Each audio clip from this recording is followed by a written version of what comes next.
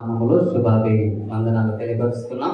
ఇది వాక్యాన్ని మనము ధ్యానం చేద్దాం. లూకా సువార్త 16వ అధ్యాయము 1 నుండి 2 వచనాలను మనం చదువుదాం. చదివి సహకరించాలని ప్రభు నామములో తెలియపరుస్తున్నాం. మరియు ఆయన తన శిష్యులతో ఇట్లా నేను ఒక ధనవంతుని యొద్ద ఒక గృహ నిర్వాహకుడు ఉండెను. వాడు అతని ఆస్తిని పాడు చేయుచున్నాడని అతని యొద్ద వాని మీద నేరము మోపబడగా అతడు వానిని పిలిపించి, నిన్ను గూర్చి నేను వినుచున్న ఈ మాట ఏమిటి? నీ గృహ నిర్వాహకత్వపు లెక్క అప్పగించుము. నీవు ఇక మీదట గృహ నిర్వాహకుడవై ఉండవల్ల కాదని వానితో చెప్పాను. ప్రార్థన చేద్దాం. పరిశుద్ధుడైన మా తండ్రి, దయగలిగిన మా యేసయ్య, మీ సన్నిధానములో ప్రభా ఈ దినము వాక్యమును బోధించడానికి నిలబడి ఉంటుండగా ప్రభా నన్ను మీరు నిలబెట్టి నీ పరిశుద్ధమైన గ్రంథములో నుండి పరిశుద్ధమైన మాటలు బోధించినట్లుగా సహాయం చేయండి. నాలో ఉన్న మాటలను, నాలో ఉన్న ఆలోచనలు మీరు తొలగించి ప్రభా మీ యొక్క పరిశుద్ధాత్మ శక్తి ద్వారా నీ అమూల్యమైన మాటలు ప్రభా నీ యొక్క వాక్యమును అందించినట్లుగా నీ సిలువ చాటున మరుగుపరుచుకొని వాడుకొనమని దీవించుమని యేసు నామములో ప్రార్థిస్తూ వేడుకొనుచున్నాము తండ్రి. ఆమేన్. ప్రియమైన దేవుని బిడ్డలారా, యేసు ప్రభుల వారు ఈ భూమి మీద ఉన్నప్పుడు అనేక ప్రాంతాలకు, అనేక పట్టణాలకు వెళ్ళాడు. చెప్పాలి నాతో పాటు. ఎక్కడికి వెళ్ళాడు?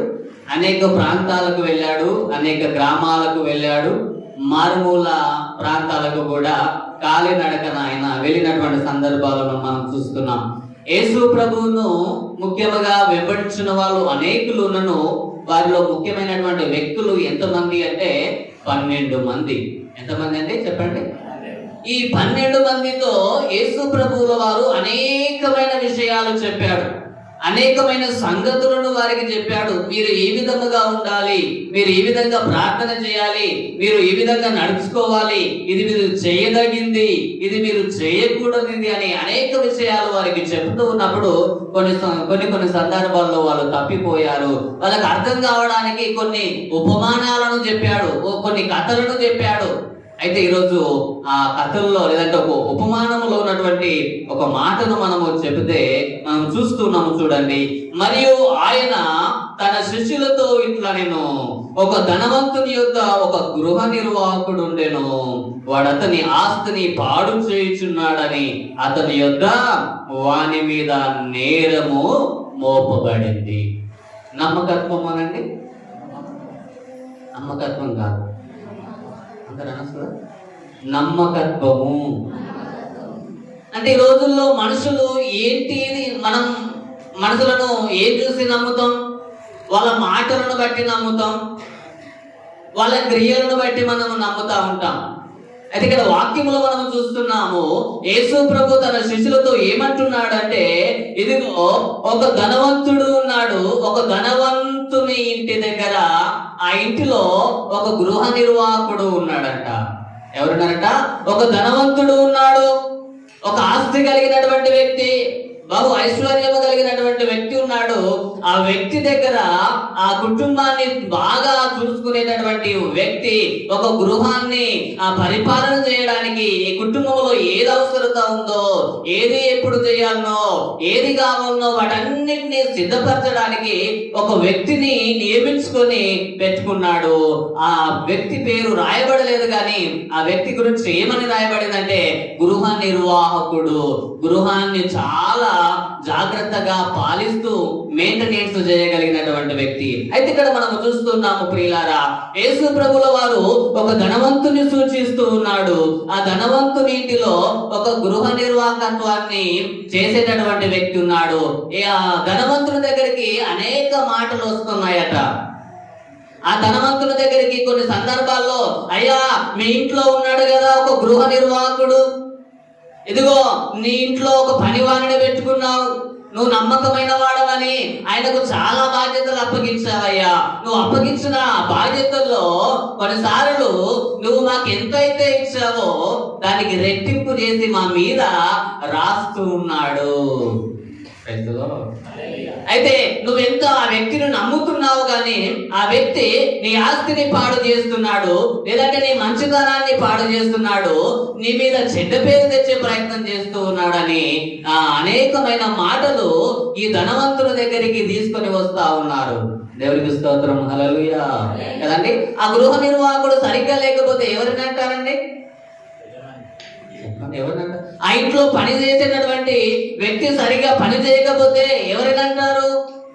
ఈరోజు మనల్ని పనికి తోలుకుపోతున్న వాళ్ళు ఉంటారు. పనికి తోలుకుపోయి సరిగా డబ్బులు ఇప్పించలేరు అనుకో, ఆయన ఇస్తానడు కానీ వీళ్ళే వద్దానని, ఇప్పుడు అవసరం లేదని ఆపేశారని మనం వాళ్ళని తిట్టుకుంటా ఉంటాం ప్రియులారా. కానీ ఇక్కడ వాక్యములో మనం చూస్తున్నాము, ఈ గృహ నిర్వాహకుడు తన పనిని గురించి ఆయన బాధ్యత కలిగినటువంటి వ్యక్తిగా ఉన్నాడు. చాలా సందర్భాల్లో మంచిగానే ఉన్నాడు కానీ కొన్నిసార్లు అతనికి అపకీర్తి తెచ్చేవాడిగా, లేదంటే అతనికి చెడ్డ మాటలు, లేదంటే తన పనిని పాడు చేసేటటువంటి వ్యక్తిగా, తన ఆస్తిని పాడు చేసే వ్యక్తిగా అయిపోయాడట. అయితే ఈ మాటలన్నీ విన్నటువంటి ఆ ధనవంతుడు ఒకానొక దినం వచ్చి ఆ గృహ నిర్వాహకుని పిలిచి ఏమంటున్నాడు తెలుసా? అయ్యా, ఆ గృహ నిర్వాహకుడా, నా ఇంట్లో నువ్వు నమ్మకంగా ఉన్నావు, ఇన్ని రోజులు నా ఇంట్లో నువ్వు నమ్మకంగా ఉన్నావు, అందును బట్టి నీకు ఇన్ని బాధ్యతలు నీకు అప్పగించాను. ఇన్ని బాధ్యతలు అప్పగిస్తే నీ గురించి కొన్ని మాటలు నేను వింటున్నానయ్యా, నీ గురించి కొన్ని మాటలు వింటున్నాను. అవి ఏమిటి? ఆ మాటలు ఏమిటి? అయ్యో దయచేసి నీతో ఒక మాట చెప్తున్నా, ఏంటంటే ఇదిగో నీ గృహ నిర్వాహకత్వపు లెక్క నాకు అప్పగించేసేయి. ఇప్పటి వరకు నువ్వు చేసినటువంటి లెక్క నాకు అప్పగించేసాయి. ఎందుకు అంటే రేపటి నుండి నువ్వు నా దగ్గర పని చేయడానికి వీలు. ఏమనిపిస్తుంది? ఇన్ని రోజులు నమ్మకంగా పని చేసినటువంటి వ్యక్తిని గురించి చాలా మంది చాలా మాటలు చెప్తున్నారు. ఆ నోట ఈ నోట, వారి ద్వారా వీళ్ళ ద్వారా అందరి ద్వారా ఈ మాటలన్నీ చేసినటువంటి పనులన్నీ ఎవరికి తెలియపరచబడ్డాయంటే ఆ ధనవంతుడైన యజమానికి తెలియపరచబడింది. ఆ యజమానుడు అంటూ ఉన్నాడు ఈ గృహ నిర్వాహకుడిని పిలిచి, అయ్యా ఇదిగో నువ్వు నా ఇంట్లో పని చేయడానికి వీలు లేదు, నువ్వు నా కుటుంబంలో పని చేయడానికి వీలు లేదు. ఎందుకంటే నీ గురించి నేను అనేక పర్యాయాలు వింటూ ఉన్నప్పుడు అందరూ నీ గురించి చెడ్డగా చెప్తున్నారు. నువ్వు నా ఆస్తిని పాడు చేయడానికి పూనుకున్నావు. నేను నీకు నమ్మకంగా ఒక పని అప్పగిస్తే ఆ పని చేయట్లేదు. దయచేసి నువ్వు ఇప్పటి వరకు చేసిన లెక్క అప్పగించు. ప్రైజ్లో ఏమంటారమ్మా? ఎవరైనా జీతం పెట్టుకున్నాననుకో, ఎవరైనా కౌలుకు ఒక భూమి కౌలుకు తీసుకున్నామనుకో, సరిగ్గా చేయట్లేకపోతే ఏమంటారు? నాకేం వచ్చేటి నేను నాయనాకి ఇచ్చేసేయు, నీకేమి ఇయ్యాలో నీకు ఇచ్చేస్తాను, నువ్వు అటు నేను ఇటు. ఏమంటారు చెప్పండి? చూసారు కలిగి ఏమంటారమ్మా? ఇదిగో నాకేమి ఇచ్చేటియో నాకు ఆ చేతితో ఇచ్చేసాయి, నేను నీ ఇంటికి రాను, నా ఇంటికి రావు, నీకు నాకేమన్నా చుట్టమా? ప్రైజ్ ది లార్డ్, ఆమేన్, హల్లెలూయా, హల్లెలూయా. ఎందుకంటే ఇక్కడ మనం గమనించాలి, ఇదిగో నాకు ఇవ్వాల్సిన భాగం నాకు ఇచ్చేసాయి. ఇప్పటి వరకు నువ్వేం పని చేసావో ఆ పనిలో నువ్వు లెక్క పూర్తిగా అప్పచెప్పేసాయి. ఇదిగో నీ పని అయిపోయిన తర్వాత ఇదిగో ఈ రోజు నుంచి నువ్వు బంద్ అయిపో, నీకేమన్నా ఇవ్వాల్సింది ఉంటే ఇచ్చేస్తా, రేపటి నుండి నా దగ్గర నా ఇంట్లో నువ్వు ఉండడానికి వీలు లేదు. అయితే ఈ యజమానులు చెప్పినటువంటి మాట ఈ గృహ నిర్వాహకత్వము కలిగినటువంటి వ్యక్తి విన్నప్పుడు ఏమనిపిస్తుందండి? ఈరోజు మిమ్మల్ని ఎవరు ఒక పని కొరకు పెట్టుకున్నారనుకో, ఆ పనిలో మీరు నమ్మకత్వాన్ని కోల్పోయారనుకో, పోతూ పోతూ ఆ చేనులో ఉల్లిగడ్డ దొంగతనం చేశారనుకో, పోతూ పోతూ ఏదైనా చేనులో ఏదైనా మనం తీసుకుందాం అనుకో, మన గురించి వేరే వ్యక్తులు చెప్పినప్పుడు మనకి ఏమనిపిస్తుంది? కొన్నిసార్లు బాధ అనిపిస్తుంది. Praise the Lord. లేదా మనం ఒక పని చేస్తున్నప్పుడు వాళ్ళ కళ్ళ ముంగట మనం చేస్తున్నప్పుడు ఏం కాదు, ఒకవేళ వాళ్ళు లేనప్పుడు మనము ఏదైనా వస్తువు తీసుకుని వెళ్తున్నాం అనుకో, మన యజమానుడు చూసినప్పుడు ఏమంటాడు? అయ్యా ఏంటి నువ్వు చేస్తున్న పని అంటే, లేదు సార్ నేను ఈ రోజే తీసుకున్నా అంటే, నేను లేనప్పుడు ఇట్లా ఎన్నిసార్లు తీసుకున్నావో అని మనల్ని ఏమంటాడు? మన మీద ఒక కన్నేసి ఉంచుతారా? నిజం చెప్పాను ఆమె. మన మీద ఒక కన్నేసి ఉంచుతారు. ఏంటి అంటే, అయ్యో నేను లేనప్పుడే ఇంత చేస్తున్నాడు అంటే, నేను ఉన్నప్పుడే ఇంత చేస్తున్నాడు, నేను లేనప్పుడే ఎంత చేశాడు అని మన మీద డౌట్ వస్తుంది. డౌట్ వచ్చిన తర్వాత మనకి ఏదైనా అవసరత వచ్చినప్పుడు, అయ్యా నాకు ఒక 1000 రూపాయల అవసరత ఉందంటే ఏమంటాడు తెలుసా? లేవు అంట. ఏమంటారమ్మా? ఈ రోజు మంచిగా ఇచ్చేవాడే మనం నమ్మి ఏది కావాలంటే అది ఇచ్చాడు. ఆ నమ్మకమైన పనిని మనము దానిని నిర్వర్తించలేనప్పుడు ఆ పనిలో నుండి మనల్ని ఏం చేస్తారు? తీసేస్తారు. తీసేస్తున్నప్పుడు ఆ తీసేస్తున్నటువంటి వ్యక్తి ఎందుకు తీసేస్తున్నాడంటే అతనికి నమ్మకంగా లేవు కాబట్టి తీసేస్తున్నాడు. తీసివేయబడుతున్నటువంటి వ్యక్తికి ఏమనిపిస్తుంది? బాధ కలుగుతుంది. ఏమనిపిస్తుందండి? మీకు బాధ కలుగుతుందా? ఏం కలుగుతుంది? బాధ అనిపిస్తుంది. ఈ మాట కింద వచనంలో చూస్తూ చూడండి. అతని యొద్ద వారిని మీద నేరము మోపబడిందంట. అతడు వారిని పిలిపించి, నిన్ను గురించి నేను వినిచున్న ఈ మాట ఏమిటి? ఇదిగో నీ గృహ నిర్వాహకత్వపు లెక్క అప్పగించుము. నీవు ఇక మీదట గృహ నిర్వాహకుడవై ఉండవల్ల కాదని వానితో చెప్పాడు. ఎప్పుడైతే ఆ గృహ నిర్వాహకుడి గురించి ఆ ధనవంతుడు చెప్పాడా, 3వ వచనంలో అంటున్నాడు, ఆ గృహ నిర్వాహకుడు తనలో తాను, నా యజమానుడు ఈ గృహ నిర్వాహకత్వపు పనిలో నుండి నన్ను తీసివేయును గనుక నేను ఏమి చేతును? త్రవ్వలేను, భిక్షమెత్త సిగ్గుపడుచున్నాను. కొంతమందికి ఒకటే పని వస్తుంది, ఇంకొక పని రాదు. కొంతమందికి ఏమో చాలా పనులు వస్తాయి. ఇప్పుడు ఎవరు గ్రేటు? ఒక పని వచ్చిన వాళ్ళు గ్రేటా? 4 పనులు వచ్చిన వాళ్ళు గ్రేటా? నిజంగా 4 పనులు వచ్చిన వాళ్ళే గ్రేట్. కానీ ఆ 4 పనులు వచ్చిన వాళ్ళు ఏ పని నికరంగా చేయరు. ఏమండి? ఇంకా ఆయన ఒక పని చేసిన ఒక పని చేసిన ఆ పని వస్తుంది కాబట్టి వేరే పని రాదని సైలెంట్ గా ఉంటారు. కానీ 4 పనులు వచ్చిన వాళ్ళు ఈ పనిలో కొంతకాలం ఉంటారు, ఈ పని కాకపోతే ఇంకో పని చేసుకుని బతుకుతా అంటారు. అక్కడ ఏదైనా పొరపాటు చేస్తే, అయ్యా నువ్వు ఈ పని బాగా చేయలేదంటే నేను ఇంతకంటే మంచంలో చూసిన ఇదైతే నీ దగ్గర కాకపోతే ఈ పని కాకపోతే ఇంకో పని చేస్తానంటారు.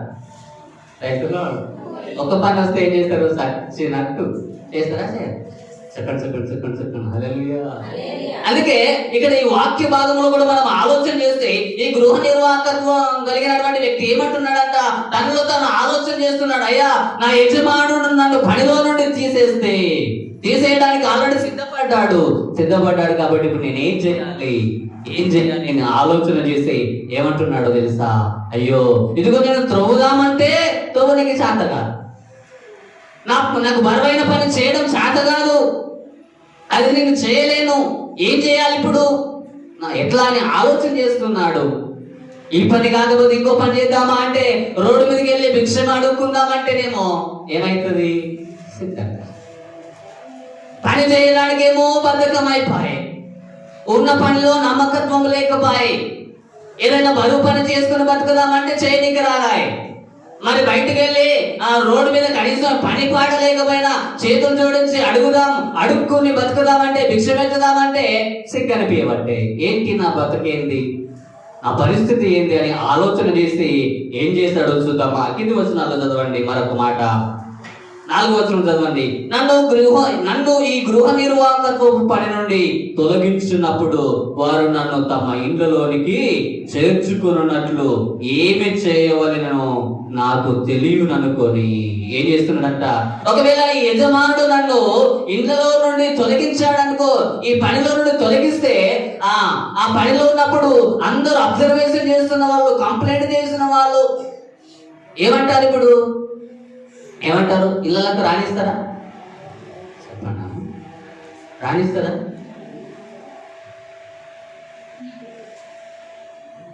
రాణిస్తారా? రానియరు. ఎంటికలకు బుగ్గలని వస్తారు. వస్తారా? ఏ ఊరికాను ఇట్లనేనంట ఎంటికలకు బుగ్గలు అంటే వచ్చి ఏమో ఎత్తుకుపోయారట అని అన్నారు అనుకో. ఆ మాట మీరు చెవులు పడ్డప్పుడు గిట్లనేనంట ఎంటికలకు బుగ్గలు అంటే వచ్చి ఆ పిల్లలు ఎత్తుకుపోయారట, పోయి అప్పు అంటారా? చెప్పండి అమ్మా అంటారు. ఎందుకంటే ఆ ఎంటికలకు బుగ్గలు అనగానే భయం అయిపోతుంది మనకు. ఎందుకంటే వేరే గ్రామంలో జరిగిన సంఘటన చూసి మనకు భయం అనిపిస్తూ ఉంటది. ఇక్కడ కూడా ఈ వ్యక్తి ఆ ధనవంతుని దగ్గరనే నమ్మకంగా లేడు. ఒకవేళ మన ఇంటికి వస్తే మనల్ని కూడా ఏదో చేస్తాడు, నాయన ఈ వ్యక్తిని మన ఇళ్ళకి రానియొద్దు అని భావిస్తారని ఈ తినలో అతనిలో ఆలోచన చేశాడు తెలుసా? ఏం చేశాడు? కింది వచనం చదవండి.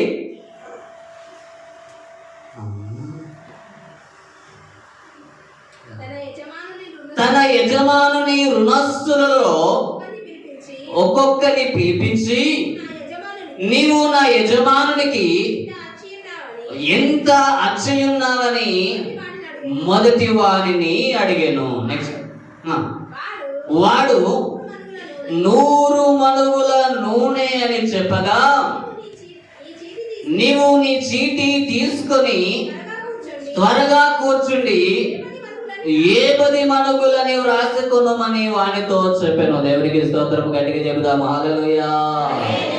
ఇతడు బాగా ఆలోచన చేశాడు. నేను నా యజమాను దగ్గర చెడ్డ పేరు కలిగిన వాడిగా ఉన్నా.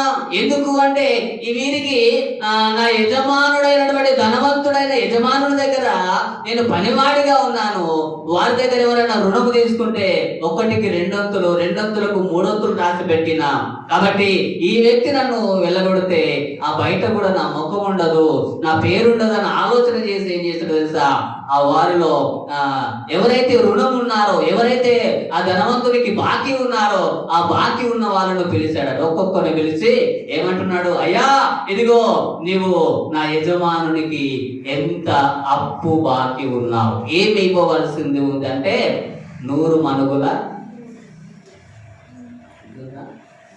ఉన్నట్టు చేస్తారు. ఆమేన్ హల్లెలూయా. ఎన్ని మణుగుల నూనె అమ్మా? 20 మణుగులు. ఎన్ని మణుగులు?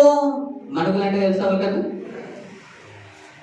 ఈ 100 మణుగుల నూనె, ఈ 100 మణుగుల నూనె బాకీ ఉన్నానయ్యా అంటే, అయితే నువ్వు తొందరగా వచ్చి కూర్చో, ఇక్కడ ఒక చీటీ తీసుకొని ఎన్ని రాయమన్నాడు అక్కడ? 100 కాదు, ఇగో 50 అని రాసుకో. ఎందుకయ్యా? నువ్వు రాసుకో. ఎందుకయ్యా? అయ్యా నేను 100 అని రాశాను కదా. 100 కాదురా బాబు, ఇదిగో 50 చేసుకో. ఇగో నేను చెప్తున్నా కదా, నేనే కదా గృహ నిర్వాహకుని. ఇగో 50 చేసుకో. మరలా ఇంకొని పిలిచాడట. చూడండి నెక్స్ట్ వచ్చింది. తర్వాత వాడు నీవు ఎంత అచ్చి ఉన్నావని మరి ఒకరిని అడగగా, వాడు 100 తూముల గోధుమలని చెప్పినప్పుడు వానితో, నీవు నీ చీటీ తీసుకొని 80 తూములని వ్రాసుకొనుమని చెప్పాను. దేవునికి స్తోత్రం హల్లెలూయా. ఇతడేమో, ఒక వ్యక్తి ఏమో 100 మణుగుల నూనె బాకీ ఉన్నాడు. ఈ 100 మణుగుల నూనె బాకీ ఉన్నటువంటి వ్యక్తిని తొందరగా కూర్చోబెట్టి, అయ్యా ఒక చీటీ తీసుకో తొందరగా. ఇప్పుడు కొన్ని ఆడిట్ లెక్కలు వస్తుంటాయి, ఉపాధి హామీలో లెక్కలు అడుగుతారు, బ్యాంకులో లెక్కలు, డ్వాక్రా గ్రూపుల్లో లెక్కలు అడుగుతారా? ప్రైజ్లో మీరు చెప్పరు. హల్లెలూయా హల్లెలూయా. అయితే ఈ లెక్కలు అడుగుతున్నప్పుడు ఏమంటారు? ఆ రోజే తొందర వస్తున్నాడంట, ఇదిగో వచ్చేస్తున్నాడు, బుధేరకు వచ్చినాడు, మునిపల్లికి వచ్చిన తొందర చేసేయండి, లెక్కలు కంప్లీట్ చేయాలి, వచ్చేసరికి కంప్లీట్ గా ఉండాలి కదా. ఉపాధి హామీ పని చేస్తున్నప్పుడు పని అయినా చేపించడానికి రాకముందు ఏం చేస్తారు? నిద్ర పోతారు, కూర్చుంటారు. ఆయన రాగానే ఏమంటారు? ఇట్లా అంటారు. కదా. పని హైదరాబాద్ లో కూడా రకరకాల పనులకు వెళ్ళే వాళ్ళు, ఆ పని చేసిపించినటువంటి వ్యక్తి అక్కడ బయటకు వెళ్తామంటే కూర్చో, ఆయన లేడు కదా, ఒకసారి కూర్చొని ఏమో ఎలా కాకపోతే రేపు అవుతుంది. అయితే నీకు కాదు మరి. ఈ పనులకి ఏమనిపిస్తుంది? ఆ పని చేపించే వాళ్ళకేమో తొందర అయిపోవాలనుకుంటారు, పని చేసిన వాళ్ళకి ఏమనిపిస్తుంది? రేపు అయితే బాబు నీకు ఒక 600 వస్తాయి. ఇప్పుడు ఎవరు గ్రేట్? ఇద్దరు గ్రేటే. ఇక్కడ ఈ మాట మనం చూస్తున్నాం. 80 తూముల గోధుమలు ఉన్నాయి. 80 తూముల గోధుమలు ఉన్న వ్యక్తిని పిలిచి ఏమంటున్నాడు? అయ్యా నీవు కూడా ఒక చీటీ తీసుకొని ఏం చెయ్యు, దాన్ని 50 చేసుకో అంటున్నాడు. కరెక్టేనా? 100 తూముల గోధుమలు ఉన్నాయంట. నువ్వు ఎన్ని రాసుకోమంటున్నాడు? 100 కాదయ్యా, నువ్వు లెక్క తప్పు చెప్తున్నావు, 80 చేసుకో. అమ్మా, ఎందుకయ్యా 80 చేసుకోమంటున్నావు? నిన్నమోనేమో 100 అని చెప్పావు, ఈరోజు 80 చేసుకోమంటున్నావు. ఏంటి సంగతి? నేను చెప్పింది చేయరా ఆయన? ఆగో చెప్పు. ఆగి రాసుకున్నారు. ఇలాగ కొంతమందికి ఎవరి దగ్గర అయితే ఏమేమి తీసుకున్నాడో, అన్యాయంగా అయితే ఏదైతే చేశాడో ఆ లెక్కలన్నీ సరి చేసుకున్నాడట. ఈ లెక్కలన్నీ సరి చేసుకున్నప్పుడు ఈ సంగతి, ఈ మాట, ఈ విషయాలన్నీ మరల వాళ్ళ దగ్గరికి వెళ్ళాయి. వాళ్ళ దగ్గరికి వెళ్తాయమ్మా, వార్తలు మోస్తా ఉంటాం. ఈ మాటలు, ఈ వార్తలన్నీ ఎవరి దగ్గరికి వెళ్ళినాయి? మళ్ళా ఈటీవీ, జెమిని వార్తలన్నీ ఎవరి దగ్గరికి వెళ్ళినాయమ్మా? మళ్ళా యజమానుడి దగ్గరికి వెళ్ళినాయి. ఆ యజమానుడు ఇతని గురించి వింటూ ఉన్నాడు. ఏమంటున్నాడంటే, ఇతడు ఒకప్పుడు అన్యాయము కలిగినటువంటి వ్యక్తి, ప్రజలందరికీ అన్యాయం చేసినటువంటి వ్యక్తి, నాకు కూడా నా ఆస్తిని పాడు చేయాలనుకున్నాడు. కానీ ఇప్పుడు ఏం చేయబడ్డాడు ఈ వ్యక్తి? తనలో తాను పశ్చాత్తాపడ్డాడు, తనలో తాను ఆలోచన చేసుకున్నాడు. నేను చేస్తున్నది తప్పు అని గ్రహించి ఏం చేశాడో తెలుసా? వారందరి దగ్గర మంచి పేరు తెచ్చుకున్నాడు. దేవునికి స్తోత్రం, హల్లెలూయా. రెండు చేతులు ఎత్తుదాం తల్లి, హల్లెలూయా. ఈరోజు మంచి పేరు అని కాదు, కానీ ఆ వ్యక్తి ఎక్కడైతే తన పేరును పోగొట్టుకున్నాడో, ఏ స్థలములో అయితే తన పేరును నాశనం చేసుకున్నాడో, ఆ స్థలము మరలా పేరు సంపాదించుకోవడానికి ప్రయత్నము చేస్తున్నాడు. అయ్యో, నేను చేసినటువంటి పొరపాటు ఇది చేసుకుంటున్నానని తనలో తాను ఆలోచన చేసుకున్నాడు. ప్రియులారా, ఈరోజు మనం కూడా గమనించవలసిన వారమై ఉన్నాం. అప్పుడు ఆ సంగతి ఏం జరిగిందో నెక్స్ట్ వాక్యం చదవండి. అన్యాయస్తుడైన ఆ గృహ నిర్వాహకుడు యుక్తిగా నడుచుకొనని వాని యజమానుడు వానిని మెచ్చుకున్నాడు. దేవునికి స్తోత్రం, హల్లెలూయా. చెప్పగలుగుతాం ఒకసారి. ఇంతకు ముందు నిన్ను పనిలో నుండి తీసేస్తా అన్నాడు యజమానుడు. రేపటి నుండి పనిలోనికి రావద్దు అన్నాడు యజమానుడు. ఇదిగో నువ్వు నా ఇంట్లో ఉండడానికి వీల్లేదన్నాడు యజమానుడు. ఇదిగో నీకు నాకు కుదరదు అన్నాడు యజమానుడు. కానీ అదే తీసేస్తున్న యజమానుడు ఏమంటున్నాడు తెలుసా? అతని గురించి విన్నటువంటి మొదటిగా విన్న మాటలేమో చెడుగా ఉన్నాయి. నెక్స్ట్ రెండవసారి విన్నటువంటి మాటలు అతనికి నచ్చి ఏం చేస్తున్నాడంటే, ఇదిగో వీడు ప్రజలందరికీ ఇతను మంచి పనులు చేస్తున్నాడు, ఇదిగో నమ్మకంగా ఉన్నాడు, కాబట్టి ఇతని గురించి నేను విన్న మాట మంచిది అని గ్రహించి ఇదిగో నేను నిన్ను మెచ్చుకుంటూ ఉన్నాను. Praise Lord. ఈరోజు నువ్వు పనిలో నమ్మకంగా ఉంటే దేవుడు నిన్ను ఆశీర్వదిస్తాడు. ఈరోజు నువ్వు పనిలో నమ్మకంగా ఉంటే నిన్ను పనిలో నుంచి తీసేస్తారండి. తీసేస్తారమ్మా? తీసేస్తారా? ఏ వ్యక్తి అయినా మీరు అంట్లు మంచిగా అడుగుతున్నారు అనుకో, ఇంట్లో ఆమె తీసేస్తుందా? మీరు ఒకవేళ ఒక పని చేస్తున్నారనుకో, ఒకవేళ వాళ్ళ చేతికి వెళ్ళి మంచిగా కలుస్తున్నారనుకో, ముచ్చటనే పని నడుస్తుంది అనుకో, మళ్ళీ మిమ్మల్ని పిలుస్తారా? పిలవరా? పని తక్కువ ముచ్చట చెప్తే పిలుస్తారా? Praise lord. ఆ ముచ్చట చెప్తుంది కానీ పని చేయి, ఆయన వస్తే నేను ప్రైజ్ లార్డ్. మనం ముచ్చట చెప్పేవారిగా ఉండాలి, మంచిదే. పని కూడా చేయగలిగిన వాళ్ళుగా ఉండాలి. కొన్నిసార్లు సంఘాలలో ముచ్చట చెప్పే వాళ్ళు ఉంటారు కానీ పనులు చేసుకోవడం తక్కువ. సంఘంలో దగ్గరికి వచ్చేసరికి అన్ని ఇట్లుండాలని చెప్తారు, అట్లుండాలని చెప్తారు, అది చేయాలని చెప్తారు, కానీ ఏది చేయరు. మరి మన జీవితంలో మనము ఒకసారి ఆలోచన చేయగలిగిన వాక్య భాగం అంటున్న మాట చూడండి. ఆ అన్యాయమైన గృహ నిర్వాహకుడు యుక్తిగా నడుచుకునని వాని యజమానుడు వానిని మెచ్చుకుంటూ ఉన్నాడు. ఈరోజు నీ జీవితంలో నీ వ్యక్తిగత జీవితంలో ప్రభువు నీకు ఏ పని అయితే అప్పగించాడో ఆ పనిలో నువ్వు నమ్మకంగా ఉండాలి కదండి. భార్య భర్తకు నమ్మకంగా ఉండాలి, భర్త భార్యకు నమ్మకంగా. చెప్పండి. భార్య భర్తకు నమ్మకంగా ఉండాలి, భర్త భార్యకు చెప్పాడమ్మా తల్లి. భార్య భర్తకు నమ్మకంగా ఉండాలి. అందరు కలిసి చెప్పాలి. భర్త భార్యకు నమ్మకంగా ఉండాలి, భర్త భార్యకు నమ్మకంగా ఉండాలి. పిల్లలు తల్లిదండ్రికి నమ్మకంగా ఉండాలి, తల్లిదండ్రి పిల్లలకు నమ్మకంగా ఉండాలి. ఆ తల్లిదండ్రి పిల్లలకు అన్యాయం చేయొద్దు, పిల్లలు కూడా తల్లిదండ్రికి అన్యాయం చేయొద్దు. భర్త భార్యను మోసము చేయకూడదు, భర్త భార్యను మోసం చేయొద్దు, భార్య భర్తను కూడా మోసము చేయొద్దు. యజమానుడు ఆ గృహ నిర్వాహకునికి మోసము చేయొద్దు, గృహ నిర్వాహకుడు కూడా యజమానునికి మోసము చేయొద్దు. ఎందుకంటే నీకు దేవుడు ఏ పని అయితే అప్పగించాడో ఆ పనిలో నువ్వు నమ్మకంగా ఉండాలి. ఆమేన్. నీకు దేవుడైతే ఏ పని అయితే ఇచ్చాడో ఆ పనిలో నమ్మకంగా ఉండాలి. నువ్వు నమ్మకంగా లేకపోతే ఆ పని నీ దగ్గర నుండి తొలగించి ఇంకోళ్ళకి ఇస్తాడు దేవుడు. నీకు ఈరోజు దేవుడు నీకు ఏ పని ఇచ్చాడో ఆ పనిలో నమ్మకంగా ఉండాలి. ఆ పనిని నువ్వు నిర్వర్తించడానికి దేవుడు నీకు అర్హత ఇచ్చాడు, అవకాశం ఇచ్చాడు. చేయడానికి శక్తి లోపము లేకుండా నువ్వు ఆ పనిని కంప్లీట్ చేయాలి అంటే దేవుడు నీకు ఇచ్చినటువంటి ఆధిక్యతను బట్టి ఆ పనిలో నువ్వు నమ్మకంగా ముందుకు కొనసాగాలండి. ఈరోజు నమ్మకమైన వాళ్ళు కావాలి. ఎవరికి? దేవునికి నమ్మకమైన వాళ్ళు కావాలి. ఎవరు కావాలండి? చెప్పండి అమ్మా. ఎవరికి? నాకా? చెప్పు. నాకా? ఇంతేనా? ఇద్దరు ముగ్గురే ఉన్నారా? అందరు చెప్పారా? ఎవరికి నమ్మకంగా ఉండాలమ్మా? ఇంత నీరసంగా రాకూడదు. దేవుడి మందిరానికి హుషారుగా రావాలి. పని చేయట్లేదు కదా. దేవుని మందిరంలో మనము చేయాల్సిందే ఏంటో తెలుసా? మనందరము ఆయనకు నమ్మకంగా ఉండాలి. ఆయనకు నమ్మకంగా ఉన్నప్పుడు దేవుడు మనందరినీ ఆశీర్వదిస్తాడు. నమ్మకమైన వాడికి మెండైన ఆశీర్వాదాలు వస్తాయట. ఈరోజు పనిచేసే వారికి మరలా వచ్చి పిలుస్తారు. మా దగ్గర పని ఉంది, పని చేస్తావా అని. పని చేయడంలో వాళ్ళు పిలుస్తారా? పని దొంగ అని ఎవరు కూడా పిలవరు. నెక్స్ట్ మాట మనం చదువుదాం చూడండి. ఇక్కడ 11వ వచనంలో 9-10 వచనం చదువుదాం. 9-10 చదవండి. అన్యాయపు సిరి వలన మీకు స్నేహితులను సంపాదించుకొనుడి, ఎందుకనగా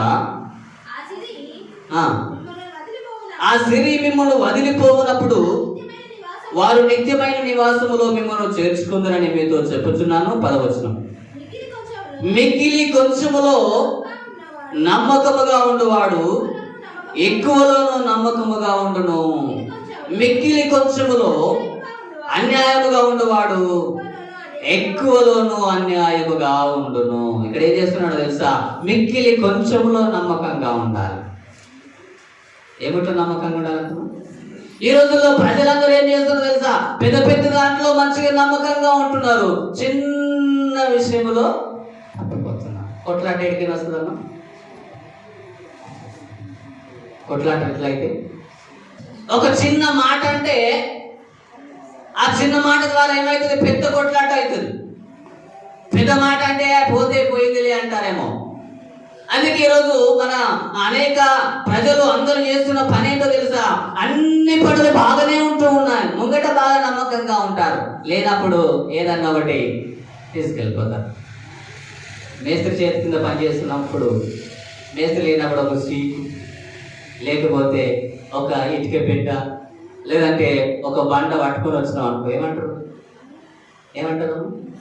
అన్ని పనులు బాగానే చేస్తావు, ఏది అప్పగిస్తే పని బాగానే చేస్తావు, కానీ చిన్నదాని ఇంత వేలలో నమ్మకంగా ఉన్నావు. ఒక 100-200 రూపాయల్లో చిన్న నమ్మకత్వాన్ని పోగొట్టుకుంటే నీ జీవితం ఏమైపోతుందో తెలుసా?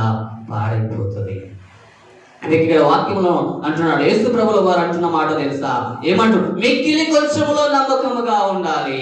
ఆ కొంచెములోనే నమ్మకంగా ఉంటే దేవుడు నిన్ను ఆశీర్వదిస్తాడు. మాకేలేదు సార్, మేమేమి ఇవ్వాలి? ఉన్న దాంట్లో కొంచెములో నమ్మకంగా ఉండాలి. ఈ కొంచెములోనే నువ్వు నమ్మకంగా ఉంటే ఆ కొంచెం దాన్ని దేవుడు ఏం చేస్తాడు తెలుసా? ఆశీర్వదిస్తాడు. 30 60 100 1000 ఆశీర్వాదమును అనుగ్రహిస్తాడు. చూడండి, నెక్స్ట్ మాట అంటున్నాడు, కాబట్టి మీరు అన్యాయపు సిరి విషయంలో నమ్మకముగా ఉండని ఎడల సత్య విషయమైన ధనమును ఎవడు మీకు ఇచ్చును. కొన్నిసార్లు మనం రోడ్డు మీద వెళ్తున్నాం అనుకో, మనకి ఏదైనా కనబడుతుందా? ఏమేమి కనబడుతుంది? ఆ వైపు చూడండి అమ్మా. అయ్యా చర్చ్ పెట్టిన చూడకపోతే మనం రోడ్లు 2-3 వ్యక్తులు రోడ్డు మీద నడుచుకుంటూ వెళ్తున్నారనుకో, కొంతమందికి కనబడదు, అదేమో మెరుస్తుంది చూడు అంటారు. ఒకవేళ నిజంగా బంగారం దొరికింది అనుకుందాం, నీకు బంగారం అనిపించినప్పుడు ఆమెకి ఏది అనుకుంటారు? ఏమనుకుంటావు? ఉత్తది కదా, ఏమంటారండి? ఉత్తది కదా, మరి పడేస్తారా? అప్పుడు సరే బంగారం అని ఇద్దరు కూర్చొని ఆలోచన చేసి చెరిసాగం అనుకున్నారనుకో, మంచిదే.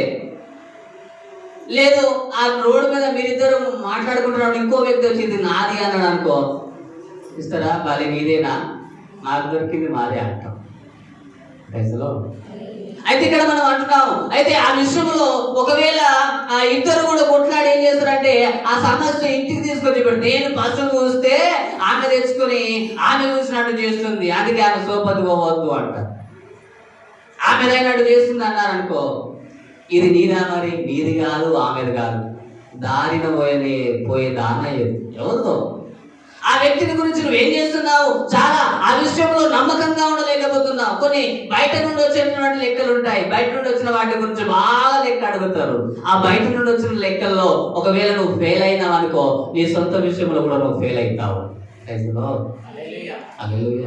అందుకే దేవుని యొక్క వాక్యం అంటుంది, ప్రభు అంటున్న మాట ఏంటో తెలుసా, నువ్వు కొంచెంలో నమ్మకంగా ఉండాలి. నువ్వు కొంచెంలో నమ్మకంగా ఉంటే దేవుడు అధికంగా నీకు ఆశీర్వాదమును అనుగ్రహిస్తాడు. మీరు ఇతరుల సొమ్ము విషయంలో మీరు నమ్మకంగా ఉండకపోతే దేవుడు మీకు ఎక్కడ నుండి ఇస్తాడు. అందుకే మా మినిస్టర్ డైరెక్టర్ గారు చెప్తా ఉంటారు, కొంచెంలో ₹1 నీకు ఇచ్చేది ఉంటే పిలిచిస్తాడు, నువ్వు ₹1 ఇవ్వాలన్నా పిలిచి అడుగుతాడు. ప్రైజ్లో ఏమంటే ₹1 కదా, ఇంత పెద్ద మనిషి ₹1 అడుగుతున్నాడు. అందుకే మనం పేదలం అవుతున్నాం.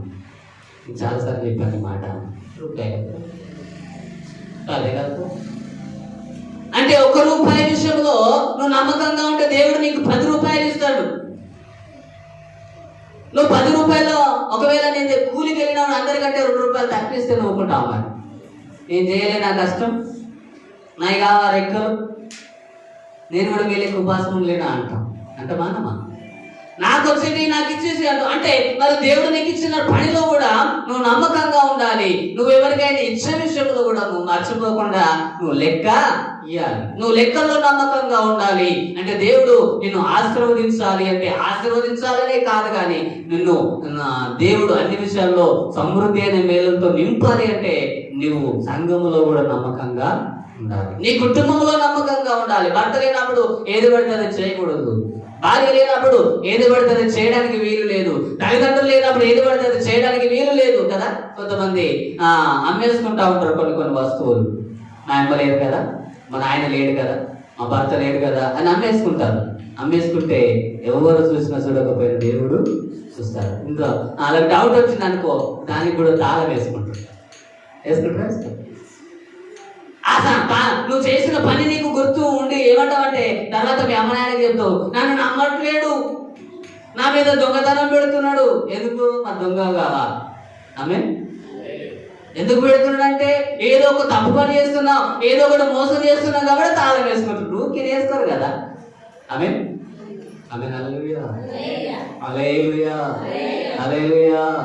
ఈరోజు మనల్ని కూడా మన అత్త మన మీద ఒకవేళ తాళం వేసుకుంటుంది అనుకో, మనం ఏం చేయాలి? మనము మన లెక్కలు ఎక్కడున్నాం మిస్టేక్ చేసినాం, దాన్ని మనం ఏం చేసుకోవాలి? సరి చేయాలి. నా కోడులు అక్కడ ఏదైనా వేస్తే ముట్టనే ముట్ట, నా కొడుకు అక్కడ ఏదైనా పెడితే ముట్టనే ముట్టడు. ఇదిగో అక్కడ ఒక వస్తువు ఉందనుకో, ఇదిగో మా ఇంటి పక్కన ఉన్న వాళ్ళు దాని వైపు కూడా చూడు, నాదేమో అని తీసుకొచ్చి నాకు ఇస్తారని సాక్ష్యం కలిగిన వారిగా ఉండాలి. అక్కడ పెట్టగానే ఎవరు చూస్తలేదు కానీ ఎత్తుకొని పోయినాం అనుకో, నీకు గొప్ప సాక్ష్యం వస్తుంది.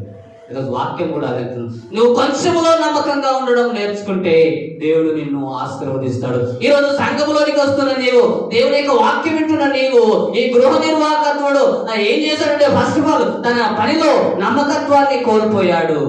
నమ్మకత్వాన్ని కోల్పోతే యజమానుడు అంటున్నాడు, అయ్యా నేను నిన్ను పనిలో నుండి తొలగిస్తాను. ఈరోజు బాప్తిస్మము తీసుకొని రక్షించబడినటువంటి నీవు, దేవుని సంఘములో చేర్చబడిన నీవు, దేవుని బిడ్డగా చేయబడిన నీవు సంఘములో నువ్వు నమ్మకంగా ఉండాలి. బల్లారాధన క్రైస్తవుడిగా కాదు, ఏదో పండుగ క్రైస్తవుడిగా కాదు, నువ్వు దేవునికి నమ్మకమైన వ్యక్తిగా ఉండాలి. నీ జీవితాన్ని దేవుడు లెక్కడుగుతాడు. ఒక రోజు నువ్వు ఎన్ని రోజులు వచ్చావు నా మందిరానికి, నువ్వు ఎంత ఇస్తున్నావు నీ మందిరంలో, ఎంతకాలం నువ్వు పోషించబడుతున్నావు, దేవుని యొక్క నామములో నువ్వు ఎన్నిసార్లు ప్రార్థన చేస్తున్నావు, సంఘానికి మాదిరిగా ఉన్నావా, నిన్ను గురించి బయట సాక్ష్యం ఏముందని అందరూ గమనిస్తారు. దేవుడు కూడా పరిశీలన చేస్తూ ఉంటాడు. ప్రియులారా, ఈరోజు ఏం లేదు కదా పనికి పోదాంపా అనేటోళ్ళు కూడా ఉంటారు. ఉన్నా లేకున్నా నమ్మకంగా ఉండాలి కదా. భర్త ఏం తేవట్లేదని ఎక్కడ పోతామా? తినడానికి అమ్మికి తేవట్లేడు, లేవు డబ్బులు, లేకపోతే ఏదైనా పోతామా? ఈరోజు సంఘములో ఒకవేళ నీ దగ్గర పేదరికం ఉండొచ్చు, నీ కుటుంబంలో ఏమి లేకపోవచ్చు, కావచ్చు, ఎండ కావచ్చు, కరువు కావచ్చు, ఇబ్బంది కావచ్చు, వేదనలు కావచ్చు, ఎన్నో చిట్టీలు నీకు ఉండొచ్చు, కానీ ఆదివారమును నువ్వు విడిచిపెట్టకూడదు. Praise the lord. హల్లెలూయా. చెప్దామా అండి? అందరు చెప్పరు మీరు హల్లెలూయా. ఎందుకంటే నువ్వు సంఘములో నువ్వు సంఖ్యపరంగా ఉండడం కాదు, కానీ నీ హృదయాన్ని దేవుడు అడుగుతున్నాడు, లెక్క అడుగుతాడు. నీ జీవితాన్ని ఒకసారి పరిశీలన చేస్తే ఆ పరిశీలనను నువ్వు తప్పిపోవద్దు. ఈ యజమానుడు ఇతన్ని పరిశీలన చేశాడు, ఇతని తప్పును ఇతడు మరలా సరి చేసుకున్నాడు. ఈరోజు మనం కూడా అనేక సందర్భాల్లో దేవుడి మందిరాన్ని విడిచిపెట్టే వారిగా ఉండొచ్చు. మన పనిలో కొన్నిసార్లు విభేదములు కలిగి ఆ పనిలో ఏదైనా తప్పుడు పనులు చేసి ఉండొచ్చు, కానీ మనల్ని మనం ఏం చేసుకోవాలో తెలుసా? క్షమించుకొని సరి చేసుకొని దేవునికి ఇష్టమైనటువంటి వ్యక్తిగా ఉండాలి. Praise the lord. హల్లెలూయా. అందుకే తప్పిపోయినటువంటి కుమారుడు బుద్ధి తెచ్చుకొని ఎవరి దగ్గరికి వచ్చిండు? ఎక్కడికి వచ్చిందమ్మా? చెప్పండి. తను తప్పు తెలుసుకొని ఎక్కడికి వచ్చాడు? తండ్రి ఇంటి దగ్గరికి వచ్చాడు. తినడానికి భోజనం లేదు, బయట పందుల పొట్టు కూడా పెట్టట్లేదు. ఎక్కడికి వచ్చాడంటే తండ్రి ఇంట అనేక మందికి పని ఉంది, కడుపు నిండా భోజనం ఉంది. ఈ రోజు సంఘములో ఉన్న నీవు, సమాజంలో ఉన్న నీవు, దేవుని యొక్క వాక్యం తెలుసుకున్న నీవు, నేను మనకు దేవుడు ఏ పని అయితే ఇచ్చాడో ఆ పని నమ్మకంగా ఉంటే ఆ పనిలో నుండి దేవుడు నిన్ను ఇంకొక మెట్టుకు ఎక్కిస్తాడు. ఆమె ఈరోజు నన్ను కూడా చాలా మంది నువ్వు 2 సంఘాలు చేస్తున్నావు అంట. మనం దేవుని పనిలో నమ్మకంగా ఉంటే దేవుడు మరలా ఇంకొక బాధ్యతను ఇస్తాడు. నువ్వు నమ్మకంగా ఉండాలి. ఎవరు నిన్ను చూసినా చూడకపోయినా దేవునిలో నమ్మకంగా ఉండడం నేర్చుకోవాలి. నీ కుటుంబంలో నీతో పాటు ఎవరున్నా లేకున్నా నీ మట్టుకు నీవు లెక్కలో పర్ఫెక్ట్ గా ఉన్నప్పుడు దేవుడు నిన్ను చూసి దేవుడు నిన్ను ఆశీర్వదిస్తాడు. ఈరోజు దేవునికి ఇచ్చే విషయంలో కావచ్చు, దేవుని పని చేసే విషయంలో కావచ్చు, దేవుని మందిరానికి వచ్చే విషయంలో కావచ్చు. ఎవరో వస్తే నేను వస్తా, ఎవరు రాకపోతే నేను రాను కాదు. ఎవరో చేస్తే నేను చేస్తా, నేను లేకపోతే నేను చేయను అని కాదు. ఎవరు చేసిన చేయకపోయినా నువ్వు చేస్తున్నప్పుడు దేవుడు నిన్ను చూస్తాడు. ఎవరి కొరకు పని చేయాల్సిన అవసరం లేదు. ఇది దేవుని పనిగా భావించాలి. దేవుని పనిగా నువ్వు భావిస్తూ ఉన్నప్పుడు దేవుడు నిన్ను తప్పకుండా ఆశీర్వదిస్తాడు. దేవునికి మహిమ కలుగును గాక. హల్లెలూయా. ఈరోజు పనిలో నుండి తొలగిస్తానని చెప్పినప్పుడు యజమానుడు పశ్చాత్తాపడ్డాడు, తనను తాను సరి చేసుకున్నాడు. ఈరోజు వాక్యం వింటున్న ప్రియ తల్లి, ప్రియ చెల్లి, సహోదరుడు, దేవునికి వాక్యం నీతో నాతో అంటున్న మాట ఏంటో తెలుసా?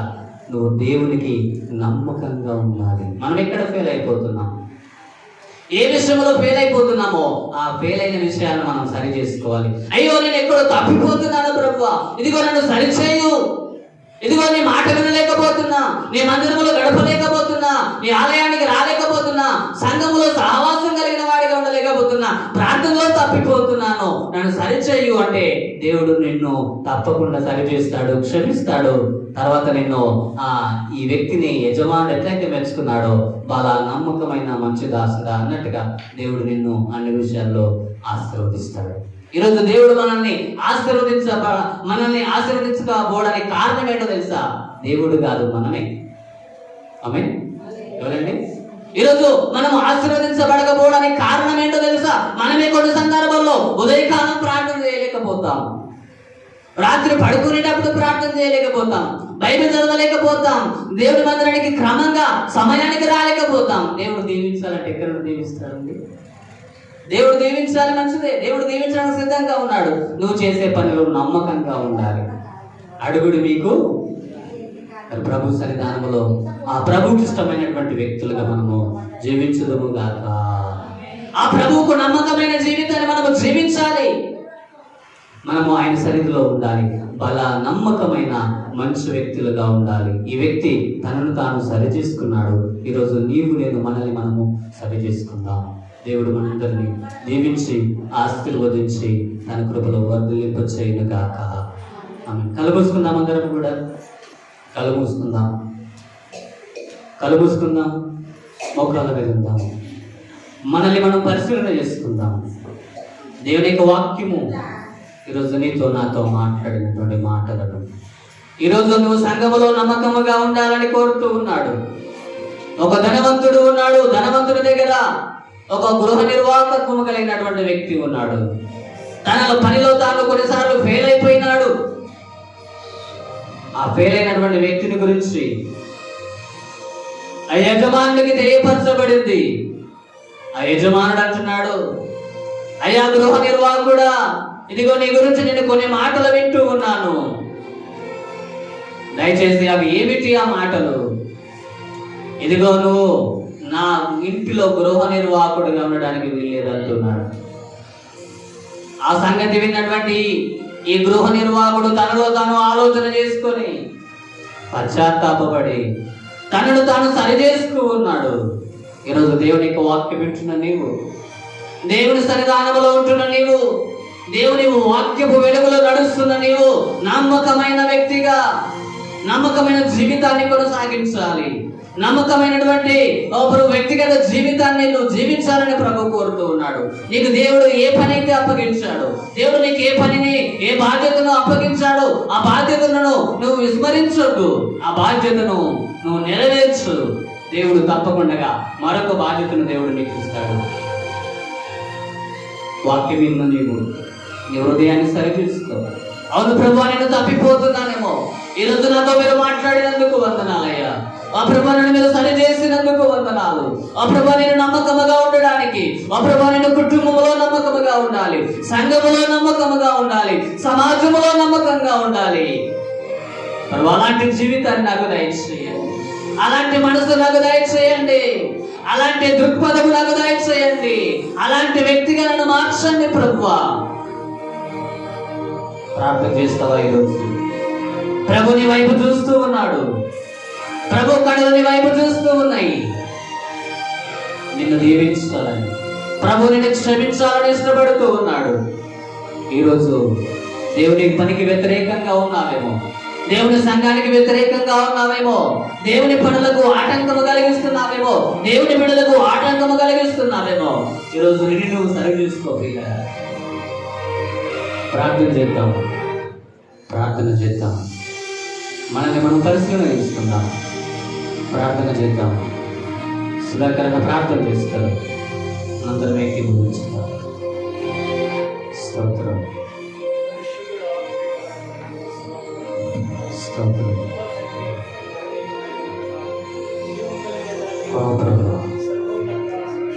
స్తోత్రం.